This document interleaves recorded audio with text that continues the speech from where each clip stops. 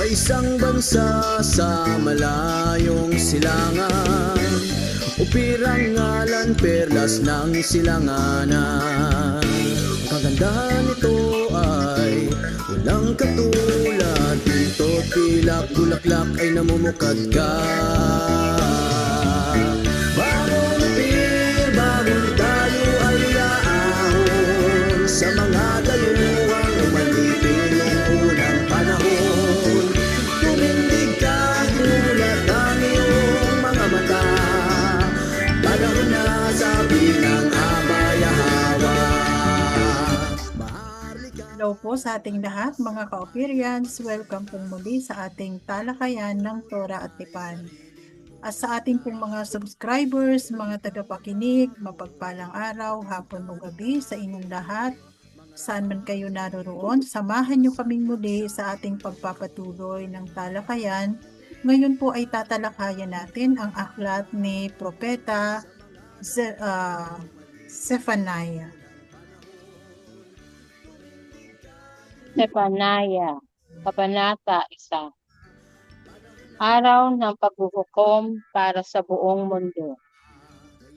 Ito ang mensahe ni Yahweh na alahayam na dumating kay Zephaniah, anak ni Hoshai, anak ni Gedaliah, anak ni Abariah, anak ni Hezekiah, noong panahon ni Uzziah na anak ni Amon, hari ng sambahayan ni David.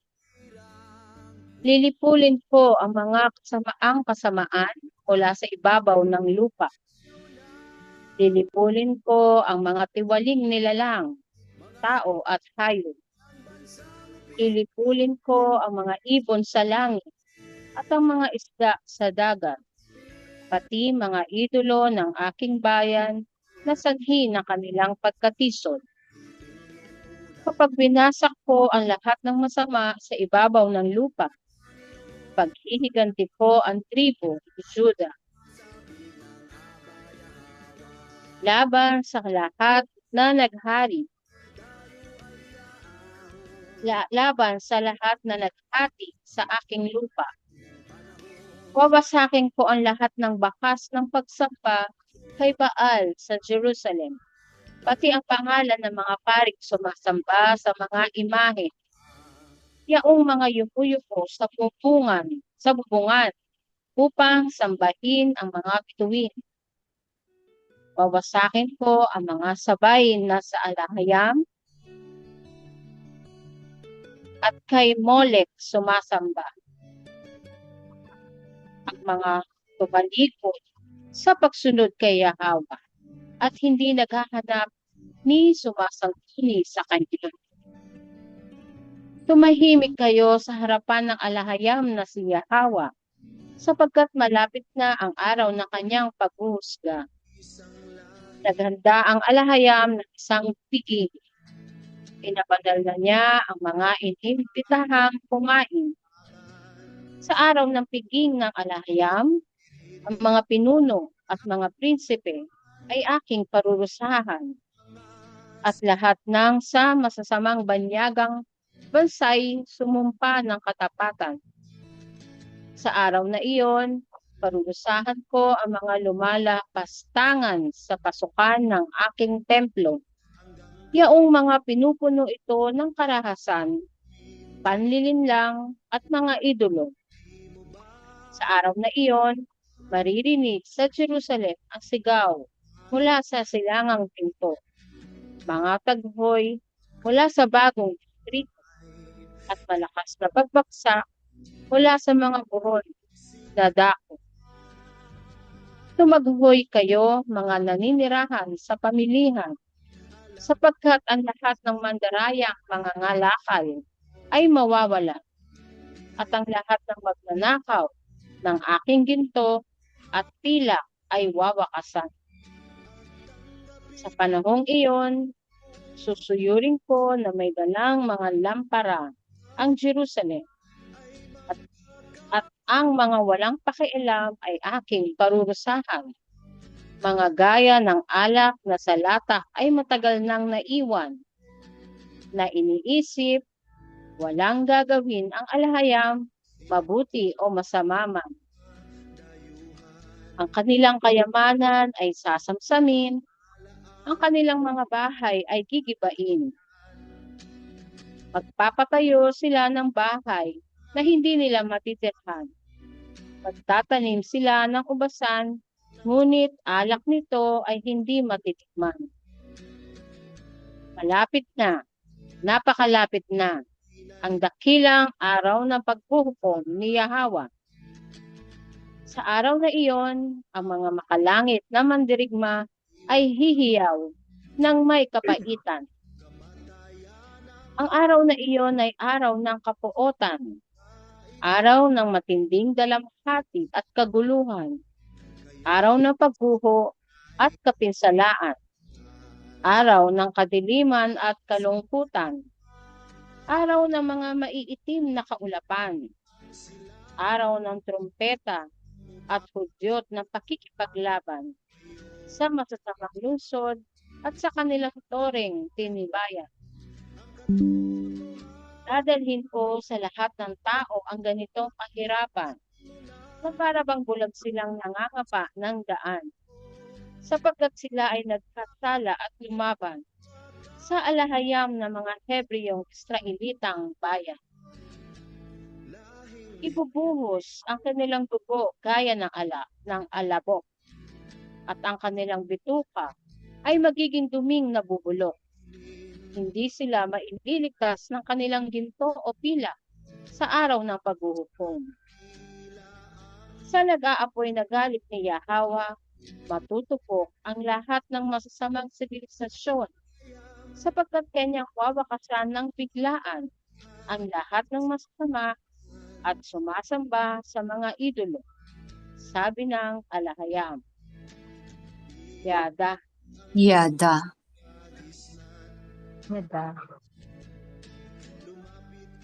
So paghukom para sa buong mundo.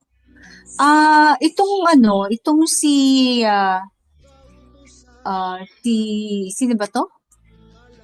Stephania ay panahon nito ni Haring Josiah, si Josiah ay 640 to 609 BCE. So that means, tapos na dito yung Assyrian invasion, tapos na rin yung prediction ni Nahum na pagka bumagsak na rin ang Assyria sa kamay ng Babylon. So, araw na paghukom, medyo, futuristic sa panahon ba natin to? Kasi buong mundo eh. Tingnan natin yung mga kaganapan kung future ba to o naganap na sa Jerusalem. Pero dito kasi particular na sinabi yung sambahayan ni David. So yung siege of Jerusalem siguro Sabi sa ito pinakilala siya sa verse 1, pinakilala siya. Sinabi ni Yahweh kay Stephania, anak ni Kushai, anak ni Gedaliah, anak ni Amarai, anak ni Hezekiah. Noong panahon ni Josiah, na anak ni Amon, hari ng sambahayan ni David. Sabi niya, lilipulin ko ang kasamaan mula sa ibabaw ng lupa. Ayan. Lilipulin ko ang mga tiwaling nilalang, tao at hayop. Lilipulin ko ang mga ibon sa langit at ang mga isda sa dagat, pati mga idolo ng aking bayan na sanhin ng kanilang pagkatisod. Naganap na ba to? Siguro kung maaring ginaganap pa yan ng unti-unti. 'Di ba? May mga kasalukuyang nagaganap pero hindi sa pangkalahatan. Hindi bigla. Kasi may mga may mga nag-extinct ng hayop, 'di ba? May nag-extinct tapos meron namang na bumabalik. May so siguro ito is hindi na natin mapapansin na biglaan. Bahagi siguro ito ng mga ng mga senyales ng kapighatian sa mga huling araw. Oo, mauulit uli sa mga Oo. huling araw ngayon. Mm. Kasi ang alalahanin natin na ibabalik yung dating dating anyo, dating natural order of things, 'di ba? So, Oo. yung mga na-corrupt na mga unti-unti ring nawawala, nagiging extinct. So, hindi natin napapansin, marami na tayong hayop na extinct na, di ba? Yung mammoth, yung mga na kung tutuusin, ano ang purpose ng mga yan, di ba? Mga Tapos may mga lahi din tayo, may mga na na katulad nung Vesuvius, yung volcano, di ba? Isang buong is natakpan ng lava at ash. So that means is naubos din. Pero hindi naman lahat ng mga kaganapan sa buong mundo ay nasusulat or nakakarating sa atin, nababalitaan natin or nakasulat sa history. So yung ang may mga kaparaan na ng Aba para malipol niya. Pero ang dahil sa merciful siya, hindi sabay-sabay. Hindi kumbaga dahan-dahan, natural, kumbaga titingnan mo parang gawa ng nature. Di ba? Pag yung natunaw isang lahi, dahil di nagkaanak, hindi nagkaanak na lalaki, so natutunaw din yun. Another form of paglilipol yon, although dahan-dahan. Mahirapan, okay. So, tapos, pati mga idolo ng aking bayan na sanhin ng kanilang pagkatisod. Pati mga idol, yan, unti-unti na rin tinatanggal kasi sa ating marami na ang naging ex dyan na inano na rin ang mga idolo. So hindi sudden, gradual Okay, verse 4. Kapag winasa ko ang lahat ng masama sa ibabaw ng lupa, ipaghihiganti ko ang tribo ni Juda laban sa lahat ng naghati sa aking lupa. Yung kasi ang naiwan na lang dito ay ang tribo ni Judah, wala na ang sambayan ni Ephraim. Wala sila ring sinabi dito ng tribo ni Benjamin. Wala rin, no? Yung paghati ng kanyang lupa, 'di ba yung Palestine niya na hinati ng Israel? Oo. Pag pinaghati-hati. Oo. At saka Roma din, ano din niya. Yung Greek and Roman, Greco-Roman, 'di ba? Iba-iba yung inassign ko kaninong governor or provincial sa mga hari. Tulad ng panahon ng Messiah, may kanya-kanyang hari ang bawat probinsya, no? Laban sa lahat ng naghati sa aking lupa. So talagang hindi pwedeng mahiwalay ang Mindanao sa atin. Kaya nga niyuyugyug sila ngayon, no? Then verse 5, wawasakin ko ang lahat ng bakas ng pagsamba kay Baal sa Jerusalem. Pati ang pangalan ng mga paring sumasamba sa mga imahen. Yung mga pare, may naalala pa ba kayong pangalan ng mga pare na sumasamba sa mga yaong mga yumuyo ko sa bubungan upang sambahin ang mga bituin.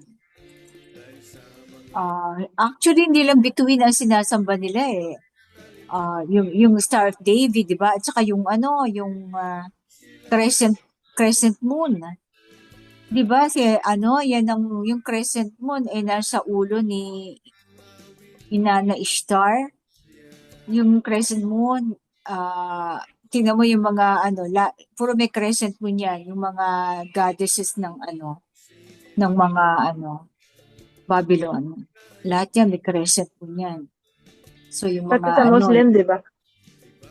Oo, alam mo na na rin sila eh, crescent din, di ba? Sa Catholic, tinutungtungan ng crescent moon. Oo nga, Kanaan. Tapos yung hindi nila maalis yun kasi nga, nakabaon na sa consciousness na crescent moon. Tapos yung sa yung mga bituin, yung mga horoscope, nakasalalay ang kanilang sa mga bituin, kanilang kaligtasan o kanilang future, di ba? Verse 6. Wawasakin ko ang mga sabay na sa Alahayam at kay Molek sumasamba. O wawasakin ko ang sumasamba ng sabay Parang ano lang kay din yan, Molek kapag at ka sa Alahayam. umulan, 'di ba? Kapag umulan lahat, mabuti man o masama, tinatamaan din ng ulan. Yung alin? Oo.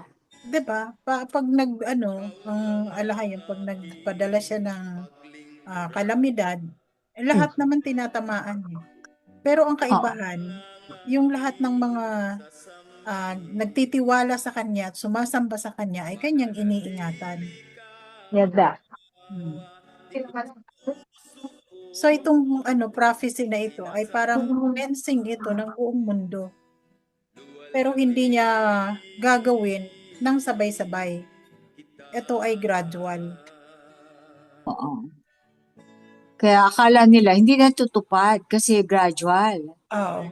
So, yung verse 6, wawasakin ko ang mga sumasamba ng sabay kay Molek at sa Alahayam. Kasi parang magulo yung Yan. So, kahit sumasamba ka sa Alahayam, pero meron ka sinasabayan mo ng iba, hate na hate niya yun. Bakit mo naman ipapantay siya sa isang creation lang din niya, no? Siguro ang dapat na statement nito, wawasakin ko ng sabay. No, I will destroy those who both swear by the Alahayam and the Okay. Molek. So talagang Yung sabay. Sumawasakin ko ang mga sumasamba ng sabay kay Molek at sa Alahayam. Ang mga tumalikod sa pagsunod kay Yahweh. Kasi di ba sinabi niya sa sa Ten Commandments, yung sa first sumasamba ng sabay. NANG, ng sabay kay Molek at sa Alahayam. Kasi iba, di ba, ang mga yung mga foreigner na hari, kung sinong kaninong yung GOD nung iba, pagdasal mo ako, kung kanino na lang. Pagdasal mo ako sa GOD mo, yan, di ba? Isa lang dapat, siya lang. Ang mga tumatalikod sa pagsunod kay Yahweh at hindi naghahanap ni sumasangguni sa kanya. O hindi sumasangguni at hindi naghahanap. O hindi na nga sumusunod, hindi ko siya hinahanap. Kailangan talaga lagi siyang nasa puso at isip mo bawat minuto, bawat segundo. Verse 7. Tumahimik kayo sa harapan ng Alahayam na si Yahweh. Tumahimik, be silent. Manahimik siguro to. Manahimik kayo. Manahimik o tumahimik? Be silent. Anong niya? Be silent in the presence. Manahimik. Manahimik. Manahimik kayo sa presensya. Hindi sa harapan, presensya ng Alahayam na si Yahweh. Ibig sabihin, be still and know. Parang, yung huwag kang aligaga. Dapat, diba? Pumanagkag. Oo. Diba? Sapagkat malapit na ang araw ng kanyang paghuhusga.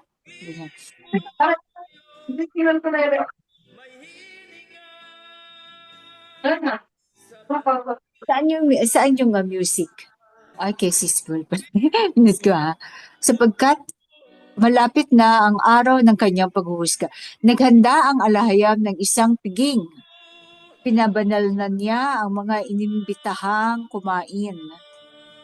Pinabanal. So, isipin, bago niya imbitahin, pinabanal na niya. Okay, wait lang. He has consecrated those he has invited. May sound trip tayo, Sis Dalia.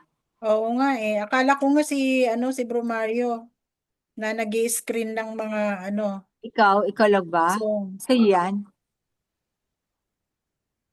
Sa ano yan eh? Sa'yo ata yan, Sis Dalia. Hindi Baka hindi mo walang na. may tumutugtog sa amin. Kay Sis Pearl lang, ilan lang tayo nakabukas? 3. Okay. Wala sa akin. Wala, minute Oh, ko na siya kanina, pero tuloy pa rin. Sa'yo yun, Sis, sa laptop mo. sa akin? Oo. Naka naman ako. Si ano pa eh, si Kahan, ano pa eh. Wala naman. Sa'yo, Sis. Wala na. Okay. Natapos na. Okay, verse 8. Sa araw ng piging ng alahiyam, ang mga pinuno at mga prinsipe ay aking parurusahan. Mga pinuno at ang kanyang mga anak kasi dito ay read, verse 8. I will punish the officials and the king's sons. Mga prinsipe ay aking parurusahan. At lahat ng sa masasamang banyagang bansa ay sumumpa ng katapatan.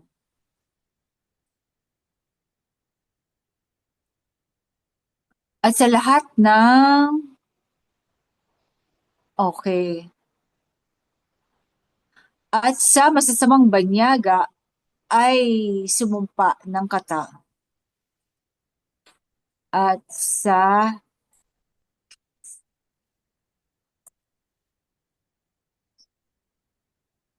okay.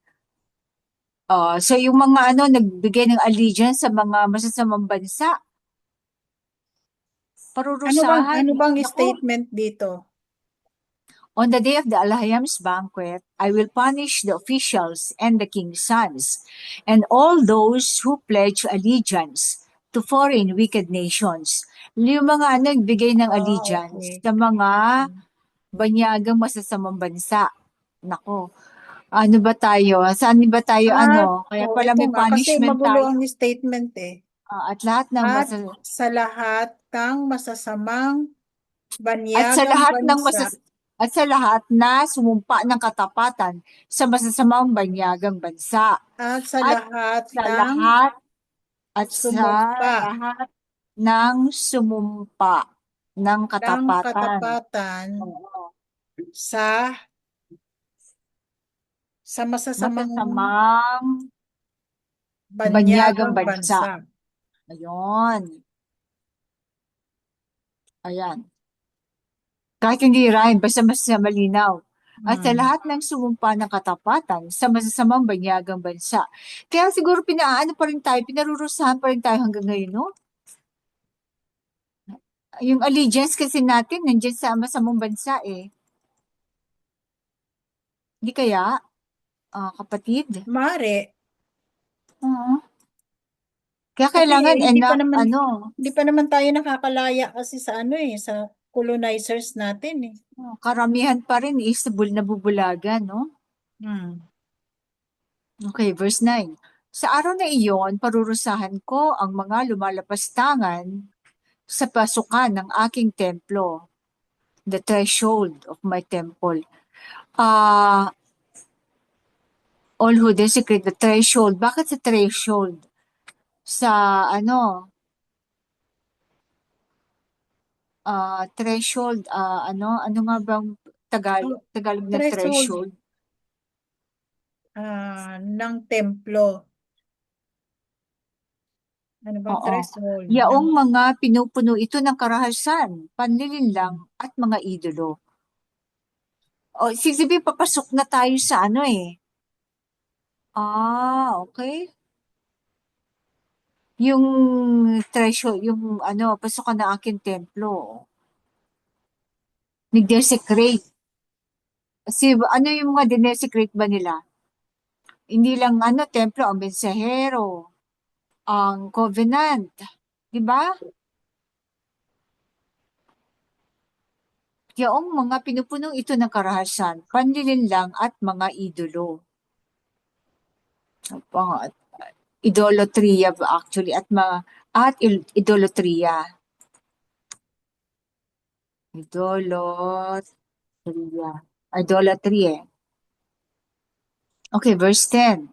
Sa araw na iyon, maririnig sa Jerusalem ang sigaw mula sa silangang pinto.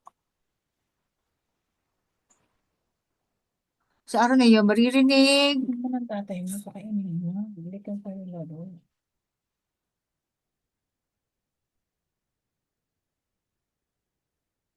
Okay. Sa araw na iyon, maririnig ang sigaw mula sa silangang pinto ng Jerusalem.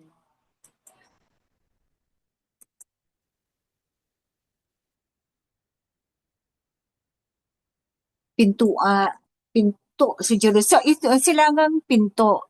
Isipin, ano tong sigaw na to? That day, a cry will go up from the eastern gate of Jerusalem. Bakit sa silangang pintuan ng Jerusalem? Kasi magagaling sa silangan ang mensahero. Kaya nga 'di ba ngayon pag pupunta ka sa Temple Mount, na permanently nakasarado na yung eastern gate ng Temple Mount kasi ayaw nilang pumasok doon ang naka-prophesy. Doon daw doon daw papasok ang Messiah ulit sa pagbabalik niya sa silangang pintuan. So talagang literal nilang nilak na yung pintuan. Tapos mapapansin mo, hindi patag ang tinanggal nila yung hagdanan sa silangang kumbaga pag binuksan mo yung pintuan, magpa-free fall ka. Kasi walang hagdanan sa Eastern Gate. Kumbaga parang pader lang. Kasi mataas yun eh. So pag binuksan mo yun, mahuhulog ka taas ng babagsakan mo kasi tinanggal yung hagdanan. Ang hagdanan na lang nasa south at saka dun sa yung western wall, di ba? Meron doon. Pero yung east, permanently nakasana. Silangang pintuan sa Jerusalem. Mga taghoy mula sa bagong distrito. Bagong distrito. Ito yung bagong distrito. Ito ang ibig sabihin yung ng Galilee. Galilee is distrito. So bagong distrito. At malakas na pagbagsak mula sa mga burol na dako. Okay. Tumaghoy kayo, mga naninirahan sa pamilihan. Ito yung marketplace. So talaga magkakaroon siguro na recession, no? Global recession. Sapagkat ang lahat ng mandarayang mga ngalakal ay mawawalan. So talagang babagsak, mawawipe out siguro yung kanilang mga investment. At ang lahat Tumaghoy ng ba? ha? Tumaghoy ba? Hindi managhoy? Tumaghoy talaga. 11. Well, you who live in the market is, tumaghoy kayo pala. Tumaghoy kayo, o umiyak kayo, mga naninirahan sa pamilihan. Well, parang parang komando eh. And wailing from the new quarter of the city, then a loud crash from the hills. 11. Well, you who live in the Tumaghoy, market district, man, all your fraudulent merchants will be wiped out. Sapagkat ang lahat ng mandarayang mga ngalakal ay will be wiped out, ay mawawalan, wiped out. Kala ko sila ang mawawipe out, mawawalan pala sila. Ay malulugi. Will be wiped out. Ay wawakasan. Ay, hindi pala. Wait. Ay mawawalan, oo. At ang lahat ng magnanakaw ng aking ginto at pilak ay wawakasan.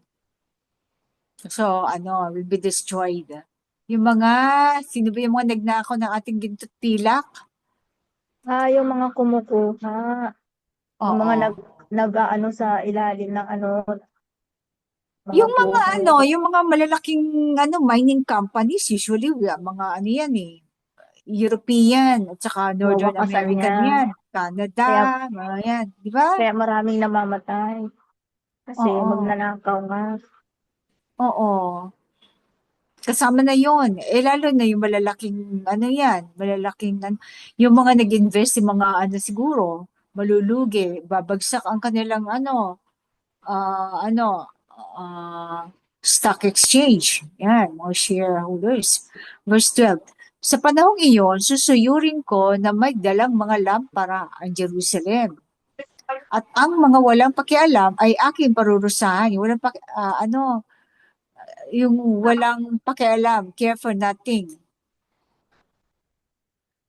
Those who care for nothing.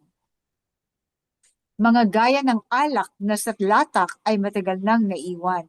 Parang walang silbi, no? Usually, ang mga nawawalang silbi ngayon, mga vaccinated, no? Parang lang sila, na iniisip, walang gagawin ng alahya, mabuti o masama man. So wala silang siguro ito yung mga komportable na sa kanilang mga religion. Yan. Kasi na sila, saved by grace na sila.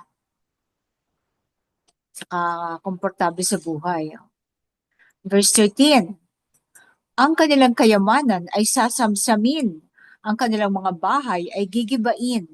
Magpapatayo sila ng bahay na hindi nila matitirhan. Magtatanim sila ng ubasan, ngunit alak nito ay hindi matitikman. O yung mga yung siguro mga sudden death, yung mga sa mga nila, yung sa mga usually yan yung mga nagpa-vaccine, no? Nila. So yung kanilang mga pinaghirapan ay hindi nila matatamasa. Hindi nila matitikman. Kasi maaga silang siguro lilipulin. Malapit na, napakalapit na ang dakilang araw ng paghuhukom ni Yahweh. Isipin natin, panahon pa to ni ni Zephaniah. Zephaniah nga ba? Oo. Kasi sa ilang billion ba naman ang tagal ng ating daigdig.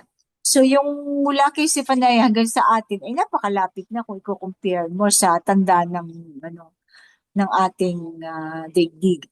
Verse 14, napakalapit na ang dakilang araw na paghuhukom ni Yahweh. Sa araw na iyon, ang mga makalangit na mandirigma ay hihiyaw ng may kapaitan. Okay. Ang araw na iyon ay araw ng kapuutan. Araw ng matinding dalamhati at kaguluhan. Araw ng pagguho at kapinsalaan. Araw ng kadiliman at kalungkutan. Araw ng mga maiitim na kaulapan. Araw ng trumpeta at hudyat ng pakikipaglaban. Sa masasamang lungsod at sa kanilang toreng tinibayan. Okay. So talaga, ito yung tribulation, no? Siguro World War II, World War III. Dadalhin ko sa lahat ng tao ang ganitong kahirapan na para bang bulag silang nangangapa sa daan. Sapagkat sila ay nagkasala at lumaban sa alahayam ng mga Hebreyong Israelitang bayan. Ibubuhos ang kanilang dugo gaya ng alabok at ang kanilang bituka ay magiging duming na bubulok. Okay. Ano kaya yun? Symbolic ba to o Bituka eh. At saka yung kanilang dugo, parang alabok na ibubuhos. Is either digmaan o mga sakit, no? Hindi sila maililigtas ng kanilang ginto o pilak sa araw ng paghuhukom. Sa nag-aapoy na galit ni Yahweh, matutupok ang lahat ng masasamang sibilisasyon. Sapagkat kanyang wawakasan ng biglaan ang lahat ng masasama at sumasamba sa mga idolo. Sabi ng alahayam. So dito, biglaan ang hindi katulad nung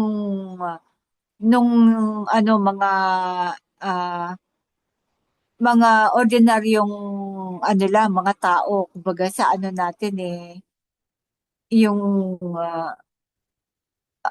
yung mass of people. Pero yung masasama talaga ay biglaan ang kanilang kawakasan. Sigurong yung war, no? or tutuyo o tagtuyot o maaring apoy. So, meron kayong reaction, biglaan ang ang mga masasamang sibilisasyon. Patutupok, sabi, wawakasan ng biglaan. So, ano kaya ito? Natural disaster kaya? Actually, ang sabi ng mensahero, yung mga, yung mga kapighatian, ang kapighatian doon, yan na ang paghuhukom. So, iniisip natin, merong isang araw, a day of na nakapila kayo, ibibigay sa iyo ang sentensya, gano'n. Hindi daw eh. Ang sabi niya, yung kapighatian na yan, paghuhukom na yan. Yung tribulation, paghuhukom na yan. Kasama na doon. Siguro, yung iba, yung diwa, babalik sa alahayam. Yung iba naman, totally, hindi na bubuhayan. Yung iba, bubuhayin pa. So, bahala na ang alahayam sa kanyang Pero yung iba, bubuhayan talaga tayo para sa, hindi kaya yung iba binuhay na? Iniisip kong ganun eh. Hindi kaya binuhay na yung iba? So, yun ay katanungan na ang abala makakasagot. Palagay ko hindi pa. Ah, ah. Bukod lang doon sa hindi niya inalaw na maranasan ang kamatay. Pero ang sabi niya kasi, yung pagbabalik niya, sabi niya, kaya may sinasabi ang mesero, yung mga isinilang ng 1960s to papala daw yun. Saka may sinabi kasi ang alaya, where I am, you will be also. So, yun lang ang bahala na kayong mag-isip. Okay. Meron kayong ano pa sis? Yeah, Wala. hindi natin masasagot yun kasi aba nakakaalam yan. Na kanya naman yung diwa, di ba? So, Di ba sabi niya mga kapatid, darating siya na parang magnanakaw na walang oo, wala darating siya nakaalam. na Kahit nga parang siya hindi niya alam. magnanakaw na walang nakakaalam. Kahit siya hindi niya alam, di ba? Mm. So ganyan siya darating. Oo, hindi nga niya alam na dumating na rin siya. Anyway, Oo. Mayroon pang karagdagan? Kaya walang nakakaalam. Yung mga propeta dyan na nagsasabi na hindi yan ang Kasi pag nakakaalam, maaring anuhin ng kalaban, di ba? Patayin agad, o di ba? Pero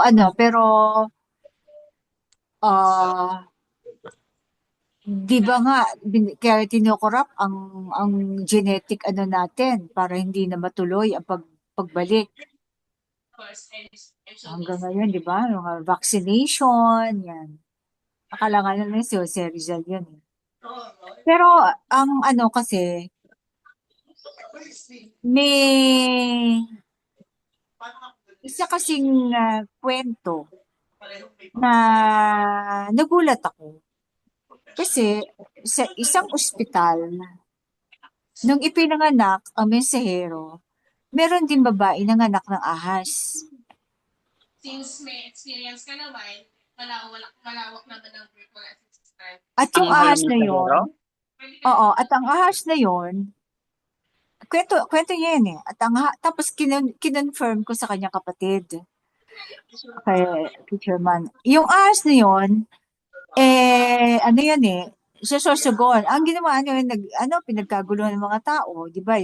Ang ginawa, lumipat ng Cebu. Yung pamilya. Yung may Tapos, ewan ko kung Kambalawa. Tapos, yung yon, may sari-sari store. So, lahat ng amuyin ng ahas, nabibenta kinabukasan. So, kaya umasenso yung pamilya. Yung pamilya. Ngayon, merong isang ano na nabalitaan yon, parang inampon or binili or whatever, na dinilagay nila sa kanilang tindahan, naging malaking mall. So, hindi na tayo magsasabi ng na yung mall na yon, pag binalagtad mo yung initial, itsurang serpent, snake, di ba? Tapos, yun ang yun ang kwento. Na ang narrative naman is kakambal nung isang anak, pero hindi naman pala. Parang meron ding kwento diyan si Sis Dalia kung ikikwento niya. Pero yun ang ngayon ka naisip, bakit same day, same hospital, same time, di ba? Oo, Kaya, kilala ko yan sis. Naging, oo, naging boss ko yung kakambal niya eh. na sabi kakambal pero hindi pala, no? Hmm. Parang inampon na, parang gusto Okay, yun ang yun ang tapos medyo nga ako, kaya nung tinanong ko din yun kay Friday, kinento nga niya na pero bahagya lang ang pagkakwento na mesero noon.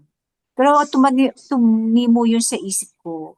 Tapos kaya kinonfirm ko sa kapatid niya. Okay. Nasaan na tayo? Ah, Okay, back to you. Kabanata Cecilia. 2. Back to you, salamat. Kabanata 2. Ang hinulaang paghuhukom sa lahat ng bansa. Para sa mga Israelita, pagtipon kayo o kayong mga rebelde Israelita, magsisi kayo bago pa matinabas ang hatid at ito ay magkabisa, sapagkat ang araw na iyon ay daraan na parang buhawi sa lupa dahil sa matinding galit at paghuhukom ni Yahweh.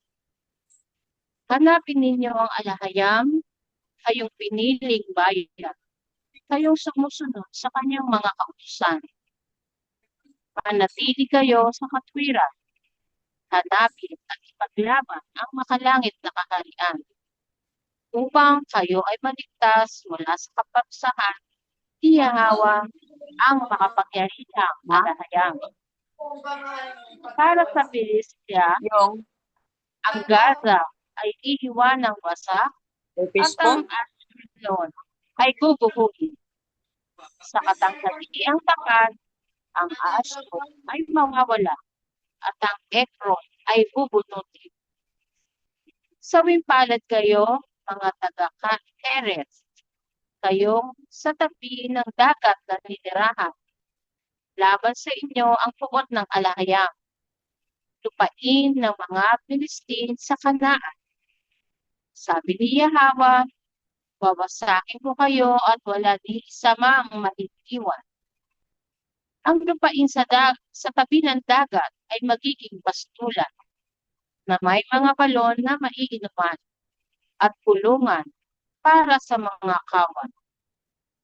Ang lupain iyon ay mana ng nalalabing bahagi ng mga Israelita. Si Yahweh na alahayam ang mag-aalaga sa kanila. Ibabalik niya ang kasaganahan at kanilang mga pastulan. Sa gabi, iiblay sila sa mga bahay ng Ashkelon para sa mga mawakita at aktivita. Narinig ko ang mga pangungutya ng Moab at ang mga panlalait ng Ammon na nag-insulto sa aking mga Israelita. At sa kanilang lupain ay nagmanta at naghamon. Kaya sintiyak na ako ay iiral magpakailanman. Magiging gaya ng Sodom ang Moab, at gaya ng Gomora ang Ammon. Sa lugar na puno ng asin at dapuman, isang masakay lang magpakailanman.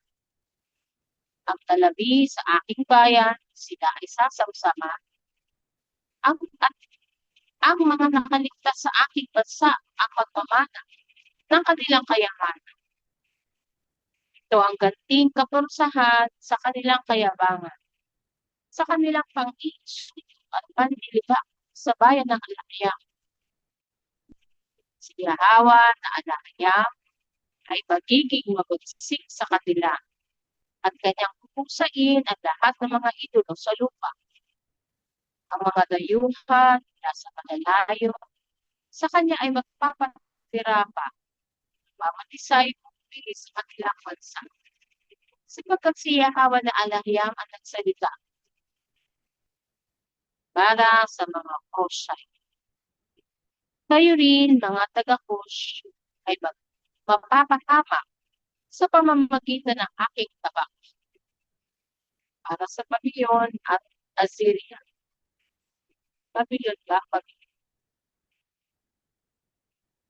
Para sa Babilon at Assyria. Iuunat ni Yahawa ang kanyang kamay laban sa Babilon at Assyria. At ang Nineve ay nagiging ilang sa Tishen kumagaling. Doon na inihilay ang mga kawan at mga hayop na iba't iba. Sa Babilon, ang wabong disyerto at ang uwak ay sa mga nakikititira. Ang kanilang huni ay bubog sa mga bintana. Ang mga biga na sedro ay mahahayag at masisira at mapuno ng mga grupo ng mga ito. Isaiah chapter 34 verse 8. Copy kasi, stop. Isaiah chapter 34 verse 11.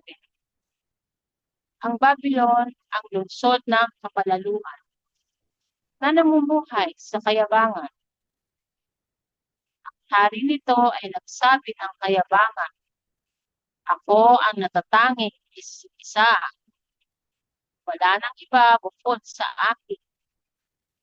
Isaiah chapter 47 verse 8 at Revelation chapter 18 verse 7. Anong pagkaguho ng lungsod na ito ang sasabihin? Magiging pugad ng mababangis na hayop din. Ang lahat ng daraan ay mamumutya at mapapailim. Yada. Yada.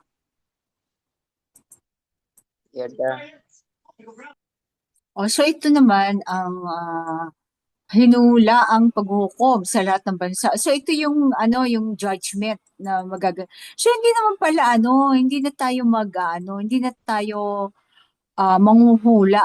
Nakasulat din pala yung kanyang judgment, no? Ito yung judgment niya para sa mga Israelita. Ito yung kanyang sinabi. Magtipon kayo o kayong mga rebeldeng Israelita. Tanggalin natin yung O. Kayong mga rebeldeng Israelita. Magsisi kayo bago pa man ilabas ang hatol at ito ay magkabisa. Sapagkat ang araw na iyon ay daraan na parang buhawi sa lupa dahil sa matinding galit at paghuhukom ni Yahawa. So inaano na niya, sinabihan na tayo magtipon at magsisi, no? Verse 3, hanapin ninyo ang Alahayam, kayong piniling bayan, kayong sumusunod sa kanyang mga kautusan, yung mga sumusunod o kung covenant keepers. Manatili kayo sa katuwiran. Yun lang gagawin natin. Continue. Tapos sa small h. Hanapin at ipaglaban ang makalangit na kaharian upang kayo ay maligtas mula sa kaparusahan ni Yahawa, ang makapangyarihang Alahayam. So napaka-simple lang. Just keep manatili sa within the covenant, no? Yung sundin ang lahat ng nasa tipan natin sa kanya. Tapos ito naman yung sa Philistia. Ang Philistia, yan yung Gaza, magkakatabi yan sa tabi ng dagat. Gaza, kasi mga yung mga Philistine, di ba? Arab, ngayon yung Gaza, di ba, Arab yan, Philistine, Arab nations. Ang Gaza ay iiwanang wasak at ang Ashkelon ay guguluhuin. Ang Ashkelon, kahilera din yan sa may Mediterranean Sea.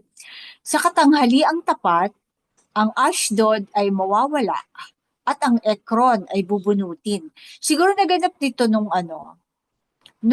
panahon ng Maccabees.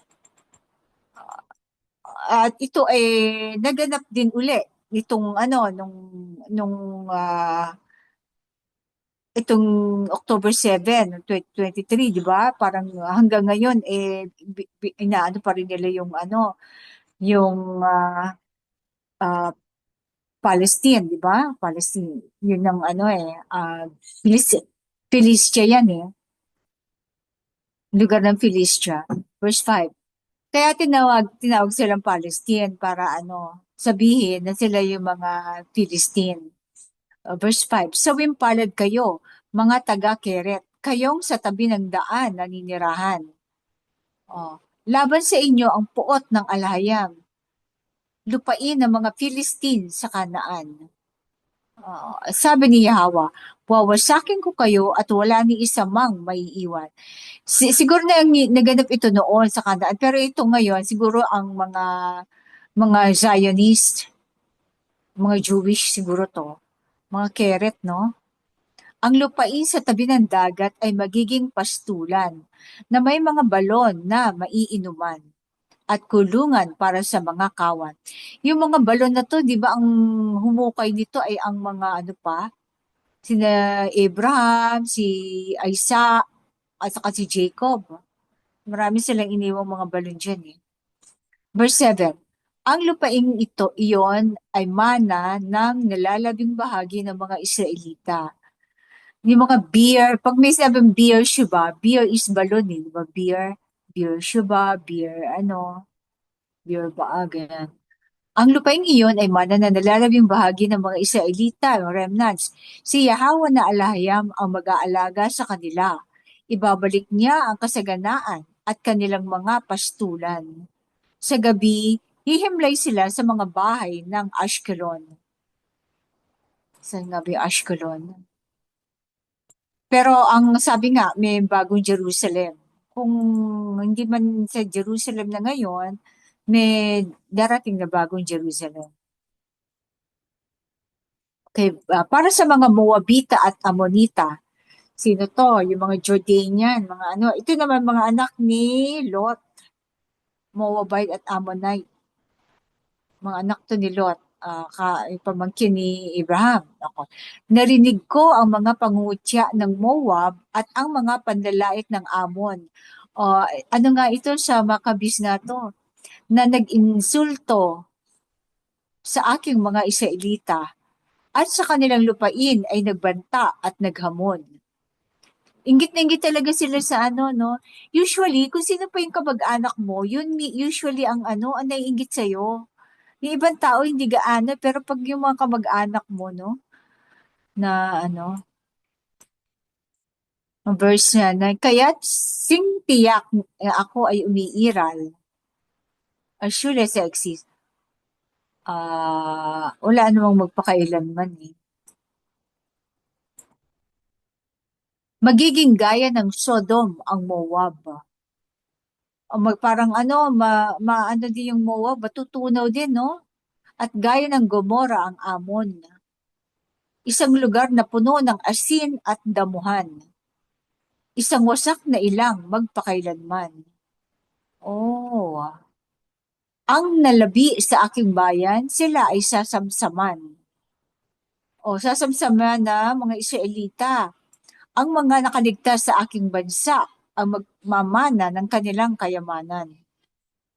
Okay. Naganap na kaya ito? Parang naganap na ito ng Maccabees, pero tingnan natin. Verse 10. Ito ang ganting kaparusahan sa kanilang kayabangan, sa kanilang pang-iinsulto at panlilibak sa bayan ng Alahayam. Okay, si Yahweh na Alahayam ay magiging mabagsik sa kanila at kanyang pupuksain ang lahat ng mga idolo sa lupa. 11. Sa lupa ba? Idol. Oo nga pala kasi, ang natatandaan ko, di ba yung noon pa man, yung mga kalalakihan ay pinuksa nila. Yung lahat ng babaeng Moabita at saka ay pinakasalan nila. Inasawa. Parang kasi Hebreo din yung mga yan eh, no? Mga Hebreo. Ah, ang mga dayuhan mula sa malalayo sa kanya ay magpapatira pa. So yung mga yung malalayo na ay magpapatira pa. Ang bawat isa ay uuwi sa sarili nilang bansa. Sapagkat si Yahweh na Alahiyam ang nagsalita. So babalik ang bawat isa sa kanya-kanyang pinagmulan, sa kanyang mga ancestral domain, Ba't ano? kami? Oh, Satan, oh, naman ka. sige. Antibacterial amin dagita.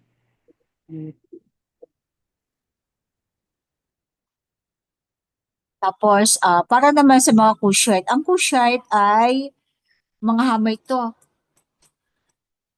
Mga siguro ba, na to ng Egypt? O yan, Kush. Kayo rin, mga taga-Kush, ay mapapahamak sa pamamagitan ng aking tabak. O, so yun lang, napakaigsi ng kanyang ng kanyang warning sa Kush. Ng Kushite. Tapos, para sa Babylon, ano to? Babylon. O, Babylon at Assyria. So dito, ang Assyria wala na rin eh. Pero siguro yung mga natitira pa, saka Babylon. Or maaring futuristic pa to, no? Sa atin. Verse 13, iuunat ni Yahweh ang kanyang kamay laban sa Babylon at Assyria. At ang Nineveh ay magiging ilang sa disyerto magagaya. So, hindi pa siguro, wala pang 612 na bumagsak ang Babylon, ay ang Assyria. So, bago pa ito, siguro mga 640 pa to. Kasi si Josiah, nag-reign siya ng 640. So, bago pa lang si Josiah naging hari dito. Doon ay hihimlay ang mga kawan at mga hayop na iba't iba. So, magiging disyerto or ilang. Verse 14, sa Babylon, ang kuwagong disyerto at ang uwak ay sa mga haligi titira. Ang kanilang huni ay uugong sa mga bintana. Ang mga biga na sedro ay mahahayag at masisira at mapupuno ng mga guho ang mga pinto. Sa mababasa ito sa Isaiah 34 verse 11. Ang Babylon ang lungsod ng kapalaluan na namumuhay sa kayabangan. So, siya kasi ang Babylon pinakamataas noon eh, na 'di ba? Pinakamataas na sedro sa sa Lebanon, na puno ng Lebanon eh. Ibig sabihin siya pinakamataas na hari.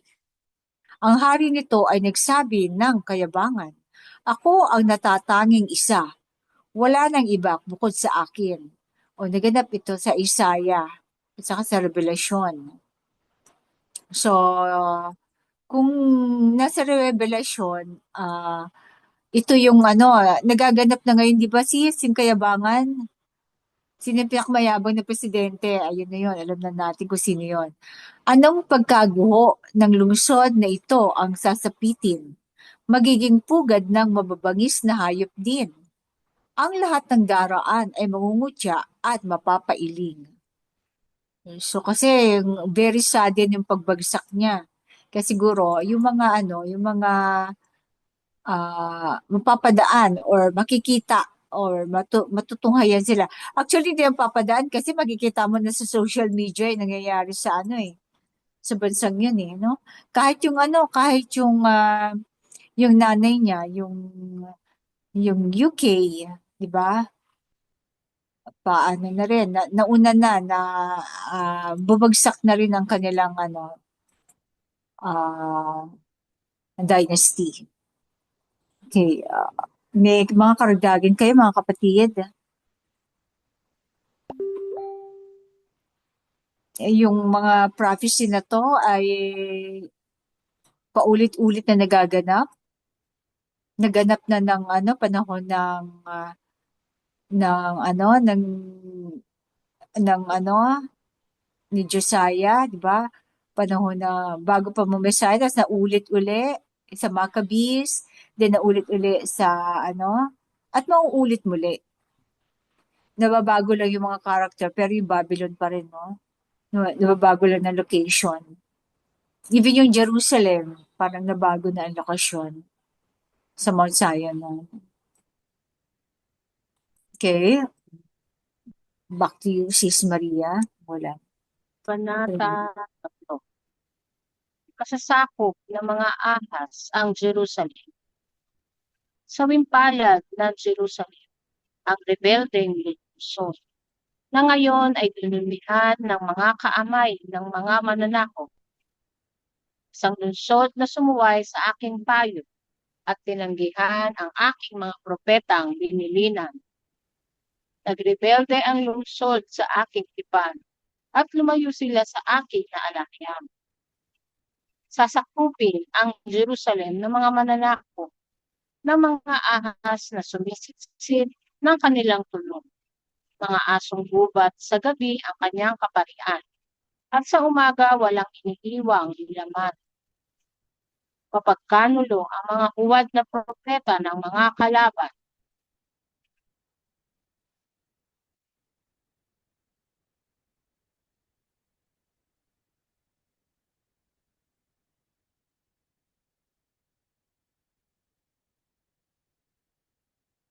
ang mga itinakdang banyagang pari, santuaryo ay nilapastangan at nilalabag ang mga batas ng tipan.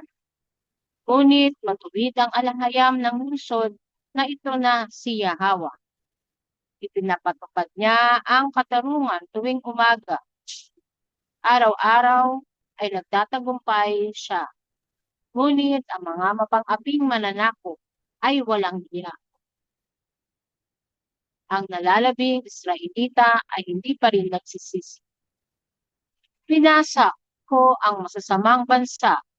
Aking ibinagsak ang kanilang mga kuta.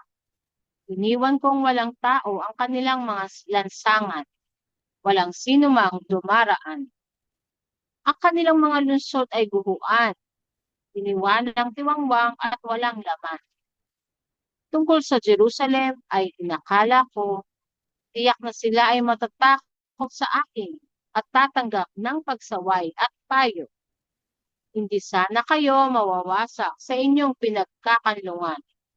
Ni darating sa inyo ang lahat ng aking kaparusahan. Ngunit naawa kayo at inyong hinayaan ang mga banyagang relihiyon na kayo ay sakupan.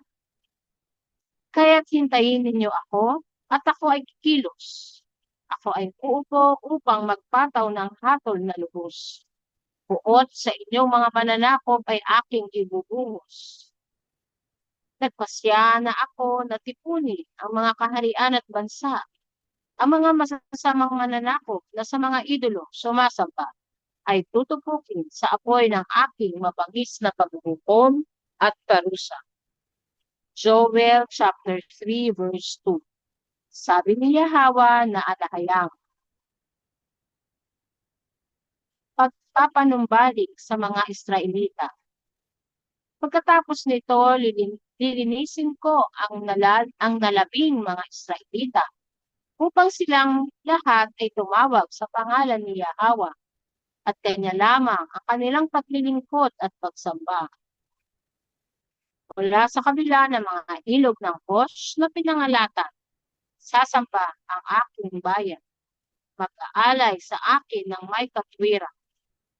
Sa araw na iyon, o Jacob, Israel, hindi mo na ikahihiya ang lahat ng kasalanang laban sa akin na iyong ginawa, sapagkat aalisin ko sa inyo ang mga mapagmataas at mapusok. Hindi na kayo muling magmamalaki sa aking banal na bundok, at iiwan ko sa inyo ang mga maamo at mapagkumbaba, yaong mga nananatiling tapat sa pangalan ng alahayam na si Yahweh. Mananatili silang matuwid at walang pandaraya, kasinungalingang sa kanila ay walang makikita. Kakain sila at naghihimlay ng panatag at wala nang mananakop na sa kanila'y babagabag. Kumawit kayo ng mga bagong awitin, kayong mga anak ng Zion. Sumigaw kayo, mga nalalabing Israelita ngayon. Magalak at magdiwang ng buong puso, kayong mga anak ng Jerusalem. Sapagkat ako si Yahweh ay nagutos sa makalangit na mandirigma na alisin ang iyong kaparusahan. Ang iyong mga kaaway at kanyang pinatalikod ay kanyang pinatalikod. Ang anak ng alahayam, ang hari ng mga hari, ay nasa iyong kalagitnaan. Hindi ka na muling matatakot. Sa araw na iyon, sasabihin ng mga bansa sa mga Israelitang natitira, huwag kang matakot, mga anak ng Zion, kamay mo ay huwag manghina. Ako, ang alahayam ng tagapagligtas, ay nasa gitna mo. Ako ay labis na magagalak sa iyo. Sa kanyang pag-ibig, hindi na kita pagagalitan. Bagkus ako ay makikinig sa iyong mga bagong awitan. Aalisin ko sa inyo ang lahat na nagpupuni sa pag-iban ng inyong mga takdang kapistahan na para sa kanila ay isang pasanin at kahihiyan. Haharapin ko ang mga mapang-aping mananakop sa takdang panahon. Saan man sila binihag, hahanapin ko ang mga ipinatapon. Sa oras ding iyon, ililigtas ko kayo at palalayain. Sa gitna ng mga bansa, kayo ay pararangalan at pupurihin. Kayamanan at kasaganaan sa inyo ay aking ibabalik na makikita mismo na kanilang mga mata. Sabi ni Yahweh, ang alahayam ng mga Israelita. Yada. Niyada.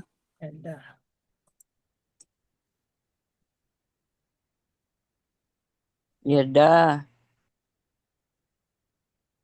So dito, masasakop ng mga serpent ang Jerusalem. So ito natupad na, di ba?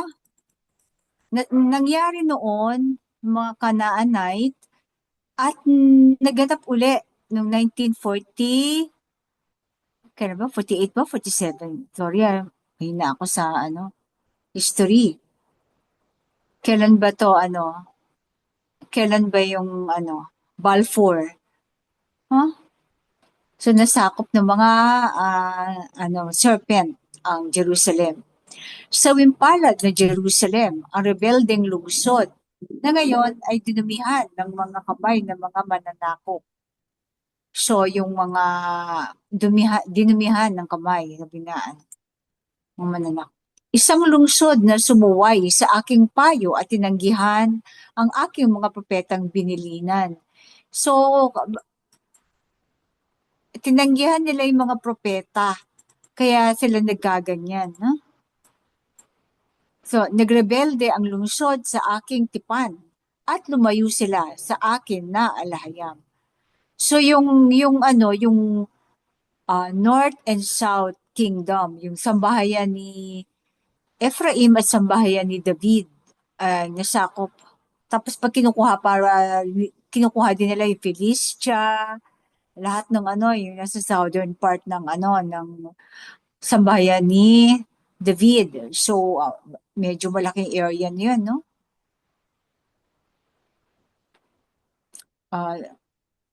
Sasakupin ang Jerusalem ng mga mananakop na mga ahas na sumisitsit ng kanilang tunog.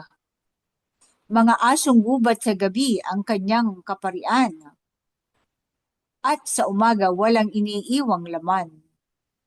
O yung mga kaparian, di ba, nakita niyo yung yung pag nagsisircumcise sila, sinisip-sip nila yung dugo, mga mga uhaw sa dugo.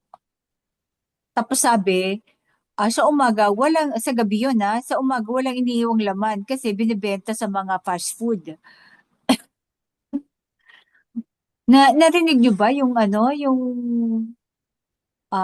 recording na yung dugo lang kanilang ginagamit? Sabi na hindi naman daw sila cannibal. Kaya yung mga laman, binibigay nila sa mga dinodonate sa mga food Tapos ang paborito din nilang pagbigyan, McDonald's. Ayun, yun sa internet napaka ano yun eh. Nakakalat yung video na yun, yung recording na yun eh. Okay, verse 4. Mapagkanulo ang mga huwad na propeta ng mga kalaban. Mga huwad na propeta o yung kanilang mga kapare. Ayan. Ang mga itinakdang banyagang pari, santuaryo ay nilapastangan. Nangyari ito nung panahon ng Mesaya, di ba? Mga pariseyo na ang namumuno sa templo at nilalabag ang mga batas ng tipan. Okay. Ngunit matuwid ang alahayam ng lungsod na ito na si Yahweh. Ipinapatupad niya ang katarungan tuwing umaga. So, every day, sa morning by morning, pinapatupad niya ang katarungan. Paano kaya ito? So, siguro, tuwing umaga sa kanya, 1,000 taon. Baga, parang nagre-reset siya, nire-reset niya ang lupaing iyon. Lilipulin niya yung isang yung mananakop, pero bago na mananakop, no? Araw-araw ay nagtatagumpay siya. Ngunit ang mga mapang-aping mananakop ay walang hiya. Talagang paulit-ulit nila sinasakop ang kaya nga yung Temple Mount ay buti na lang na ng mga Muslim, mga Islam, napunta sa kamay nila. Kaya hati sila ng mga Jews or mga fake Jews. Ang ginawa ng fake Jews, naglagay sila ng hindi nila magiba yung Naglagay sila ng sarili nilang synagogue sa ilalim, sa likod ng Western Wall. Meron silang doon. Tapos yung menorah nila, yung Sham ang candlestick ng menorah. So, naglagay sila. So, hindi yun kita kung nasa labas ka. Kaya talagang papasukin mo siya. That was 2017, nung pumunta si doon, si Trump. Doon sila kasi inaugurate nila yung kanilang synagogue. I don't know kung yung iba sabi yung third temple na sa ilalim. Wise, no? Araw-araw ay nagtatagumpay siya. Ngunit ang mga mapang-aping mananakop ay walang hiya. Okay. Ang nalalabang Israelita na hindi pa rin nagsisisi, na ito hindi aya, ang nalalabing Israelita na hindi pa rin nagsisisi. Okay. Kasi nag-iba yung niya eh. So ito para ito sa mga nalalabi na hindi pa nagbabalik sa kanya. Winasak ko ang masasamang bansa. Aking ibinagsak ang kanilang mga kuta. Iniwan kong walang tao ang kanilang mga lansangan. Walang sinumang dumaraan. Siguro mga Babylon, Assyria, di ba? Ang kanilang mga lungsod ay guhuan. Iniwang tiwangwang at walang laman. Kahit sa mga Germany, may mga city silang tiwangwang na wala nang nakatira. Kaya binibili na lang ng mga mining companies, so BlackRock yan. Tungkol sa Jerusalem ay inakala ko, tiyak na sila ay matatakot sa akin at tatanggap ng pagsaway at payo. Hindi sana kayo mawawasak sa inyong pinagkakanlungan, ni darating sa inyo ang lahat ng aking kaparusahan. Akala niya ay magsisisi na daw. So, hindi sana sila nawasak. Ngunit nahawa kayo at inyong hinayaan ang mga banyagang relihiyon na kayo ay sakupan.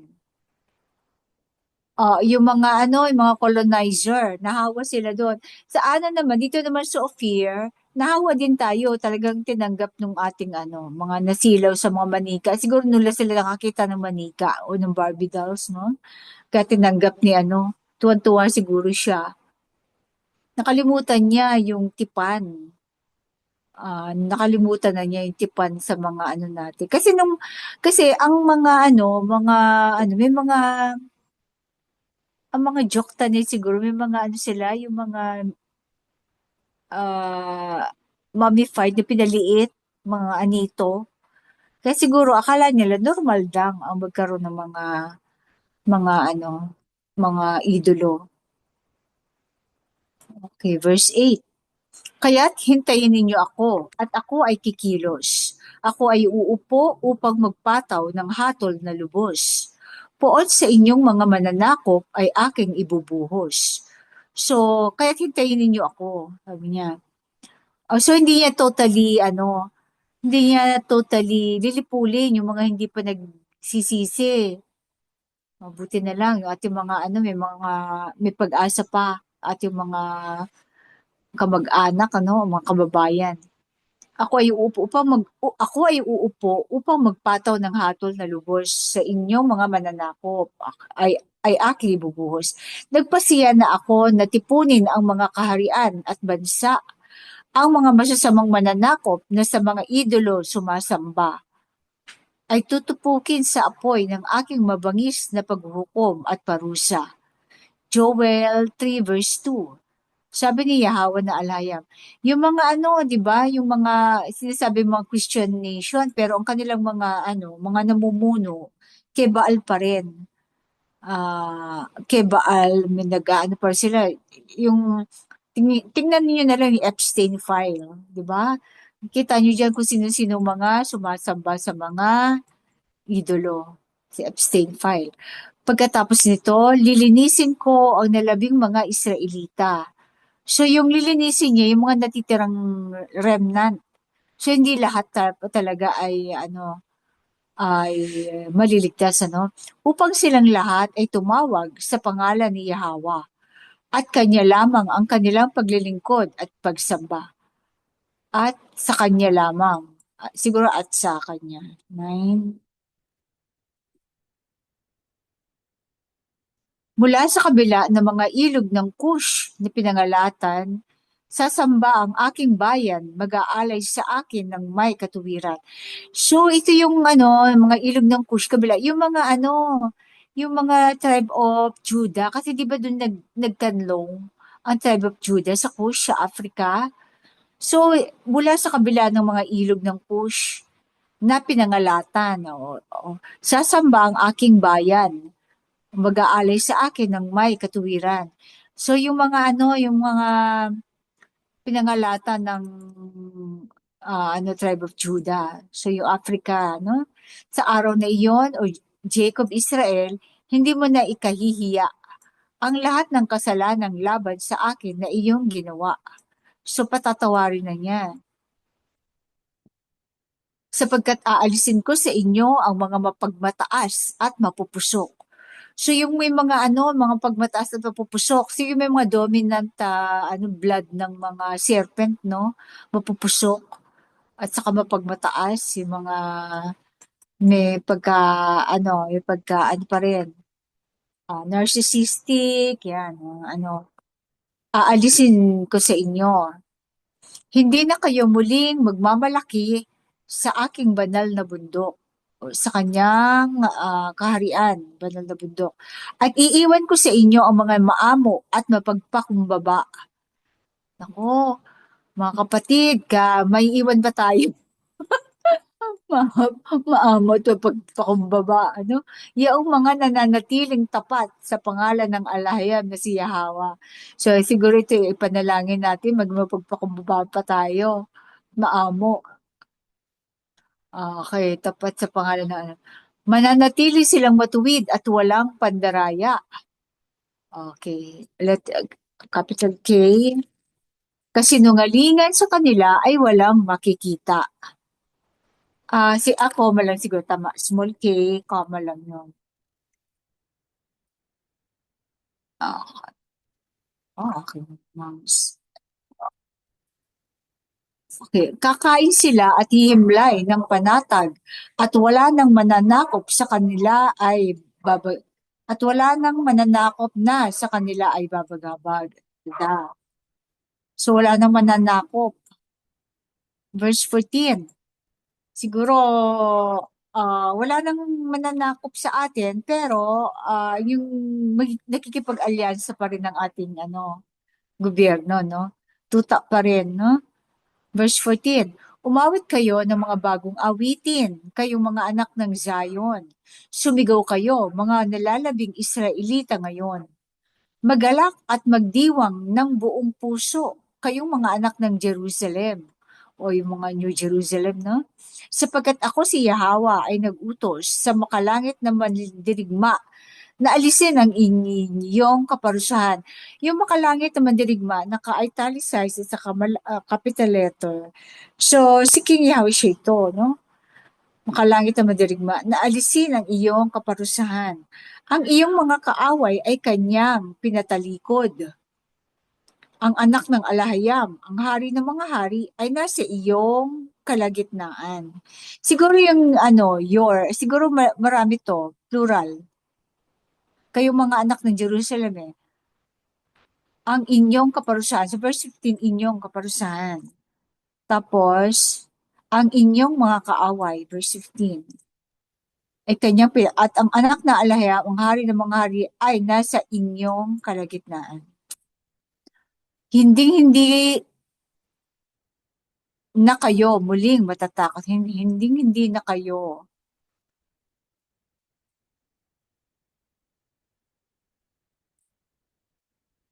sa araw na iyon, sasabihin ng mga bansa sa mga Israelitang natitira, huwag kang matakot mga anak ng Zion. Kamay mo ay huwag manghina. Sino kayang mga bansa ito? Verse 16. On that day, the nations will say to the remnants of the Israelites, do not fear, sons of Zion. Do not let your hands hang limp. Nations, I, the Alahayam who saves, am with you.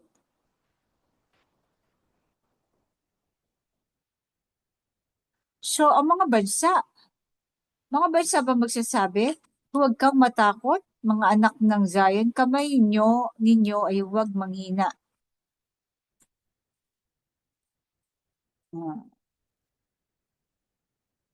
Oo, mga ninyo ay huwag manghina. Okay, ako ang alahayam na tagapagligtas ay nasa gitna mo ninyo.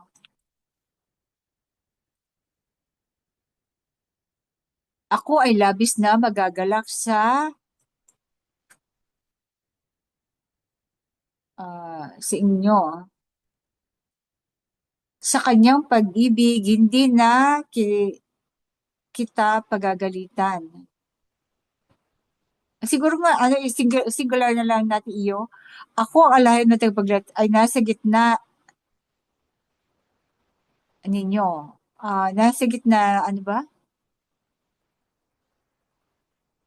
Ay nasa inyo. Wala naman sa gitna eh. Ako ay labis na magagalak sa iyo. Sa kanyang pag-ibig, hindi na kita pagagalitan. Bagkus ako ay makikinig sa iyong mga bagong awitan. Inyong nga. Gawin na ulit natin Ako ay labis na magagalak sa kanyang pag-ibig, hindi ko na kayo pagagalitan. Hindi ko na kayo pagagalitan. Bagkus ako ay makikinig sa inyong mga bagong awitan. So, nagaganap na iba ito. Aalisin ko sa inyo. So, pag umaawit tayo, lakasan natin. Sa bagay, malakas na pandinig ng alay. Aalisin ko sa inyo ang lahat ng nagbubunyi sa pagliban ng inyong mga takdang kapistahan. O yung mga natutuwa pang umabsent sa mga takdang kapistahan. Aalisin daw niya. Naku, kailangan mga kapatid, lagi tayong a-attend sa ating mga itinakda niyang kapistahan. Sa abot ng ating makakaya. Pilitin natin, no? Na para sa kanila ay isang pasanin at kahihiyan. Oo, yung aalisin niya, yung mga burden, ayan na naman, naku, ayan na naman, di ba? So, burden, parang sa kanila burden. So, aalisin ko sa inyo ang lahat ng nagbubunyi sa pagliban. Okay. Verse 19. Haharapin ko ang mga mapang-aping mananakop sa takdang panahon. Saan man sila binihag, hahanapin ko ang mga ipinatapon. O sa hanapin niya, yung mga ipinatapon, siguro ngayon sa panahon natin ngayon, mga yung OFW o yung mga naiwan sa iba-ibang lugar na doon na nagka-ugat. Siguro niya, hanapin niya. Basta alam niya yung bloodline na yun ng mga Israelita, no? Saan man sila ibinihag, okay. Ay, yung mga binihag, yung mga OFW, binihag sa ano, ng kahirapan. Di ba? Hindi ka naman, iiwanan mo ba yung pamilya mo para lang ano, kung ano maayos naman ang pamumuhay mo sa Ophir. So, yung mga under slavery pa sa ibang bansa, ayun, hahanapin din daw niya. Sa oras ding iyon, ililigtas ko kayo at palalayain. Sa gitna ng mga bansa, kayo ay pararangalan at pupurihin. Yada. Kayamanan at kasaganaan sa inyo ay aking ibabalik na makikita mismo ng kanilang mga mata, mismo ng kanilang mga yung kanila siguro yung mga ano mga dayuhan, that you will be praised the honor among the nations, then I will restore your wealth and fortunes in front of their very eyes. Sabi ni Yahweh ang alahayam ng mga Israelita. Yada. Ganun ang kanyang pangako sa mga mga nanumbalik sa kanya. Buti pa si Zephaniah, nakita niya ang ating future. Claim natin yung pagpapanumbalik sa mga Israelita. Claim natin itong mga kapatid. Meron kayong karagdagan?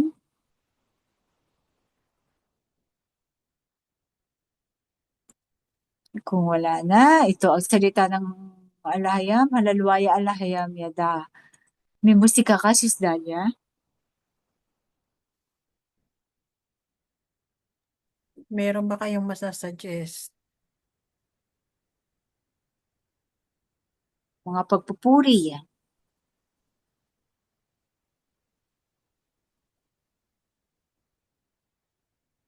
Mula sa silangan. Yeah.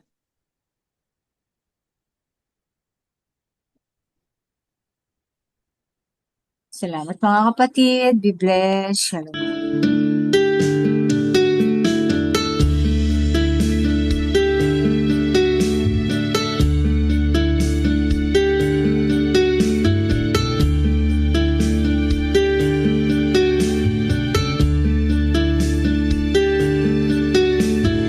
Sinag ng bukang liwayway ay pararating, hudyat na lumipas na.